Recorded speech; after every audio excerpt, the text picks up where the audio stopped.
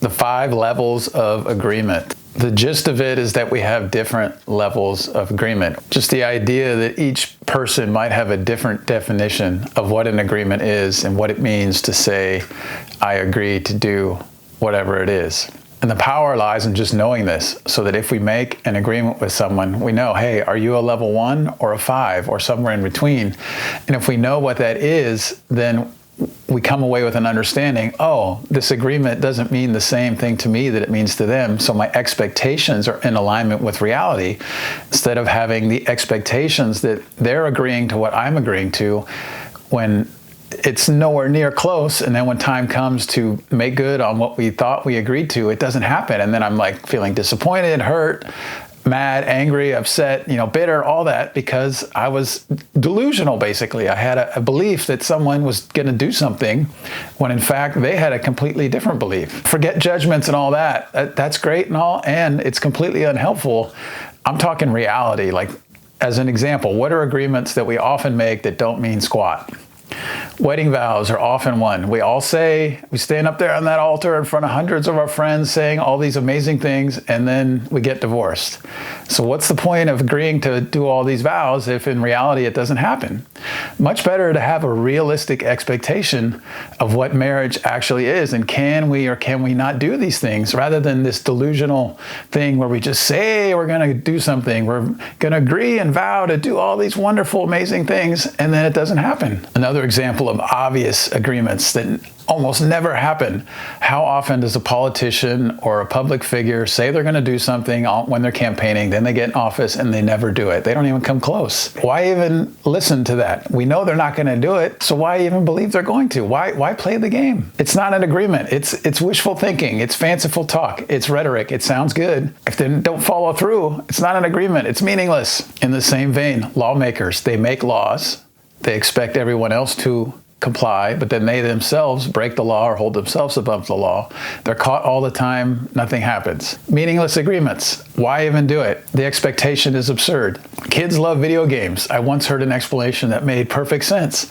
In video games, there are rules. There are anti-cheat software and whatnot set up to stop cheaters. In other words, the rules are known and they're enforced. That feels safe. You can do something knowing the rules are legit. They actually mean something. The agreement is, here's how we're going to play. Here are the boundaries, the borders, what you can and can't do. And if everyone's held to the same standard, it feels fair. It feels safe. It feels knowable. It's fun because we know the rules and that they apply equally to everyone. That makes perfect sense to me. And we can contrast that with our world, where the rules are always in flux or unknown, or there's loopholes for some, or rules for thee, not for me. So the agreements, they're worthless. They aren't upheld. They aren't applied equally to everyone. So what is the point of, that's not even the definition of the world. Don't even call it an agreement. Call it something else. What are the 5 levels of agreement? And it doesn't matter if there's 5 or 55. Level 1 is acknowledgement. Like, I hear what you're asking me to agree to, and I'm not going to commit one way or the other. I'm just acknowledging that I heard your request to have a certain agreement. 2 is positive interest. I acknowledge, hey, I heard what you're wanting me to agree to, and I'm interested. It sounds pretty good. Level 3 is qualified yes, as in, I want to do it. I need to check my calendar. I need to check my schedule. I need to look and see if it's going to work for me, if I'm free on that day, something like that. Level 4 is yes, as in, oh, sounds great. Love to do it. I'm in, and missing crucial details of where and when. And so level 5 is, yes, I'm in, and when we're going to meet, where we're going to meet, the details are known. We've completely ironed out all the things that make the agreement actually possible. I'm often a level 5, or I like to have a level 5. Or if I don't have a level 5, I don't trust the agreement. I need to know the where and the when, the specific details. If those are all spoken and agreed to, and I'd read someone's body language, can they do this? Are they interested? Do they sound sincere?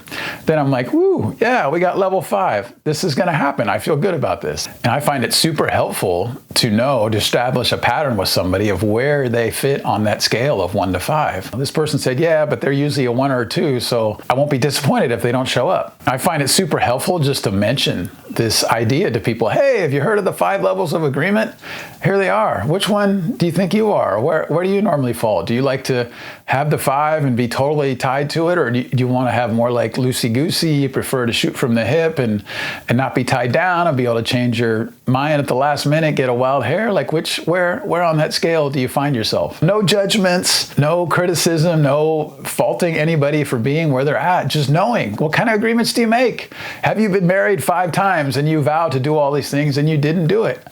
Helpful to know. I don't have to judge it as right or wrong. Just knowing, oh, you're probably not going to do this if you get married number 6 or whatever. Super helpful, super powerful. The whole goal here is if we have expectation here and reality here, we're going to miss. So get expectation and reality lined up. That's it. Is what we're agreeing to probable? Is it likely to happen? Are we on the same page so that what we agree to meets up with reality? If it's always this or always that, what's the point? Don't call it an agreement. Call it a wish. Call it fanciful thinking. Call it delusional, psychotic nonsense, whatever, but it's not an agreement. If it doesn't line up, we're not agreeing to nothing. And for me, this ties into one of the other tools in relationship of repairing when a fight or something happens. There's a final step where we make plans on how we're going to do it differently next time. And this is where the 5 agreements is super helpful. Because if we make these plans to do something and they're completely unrealistic and never match up with reality, then the whole operation, the whole practice is worthless. And so that's keep track. Are we lining up with reality? And if not, it's a dialogue. Hey, we said we were going to do this and it's not happening. Where are we off here? What are we missing? How can we have our language more in line with reality? That what we say we want is in line with what we can actually do. Or if we're saying a bunch of things that are unrealistic, reel that back in. Like, oh, hey, it's not very realistic for me to make all these promises that I never keep. Instead, what's real? What can I actually do? So this is part of a tool series that I have on my website, Tools for Life. Come on over, check it out. Tons of powerful stuff in there, super helpful. Changed my life, improve all my relationships. I feel better, feel more empowered, stronger, all of it. Can get through whatever nonsense comes through much more empowered, much more calm because I have tools and skills. So come on over, check it out.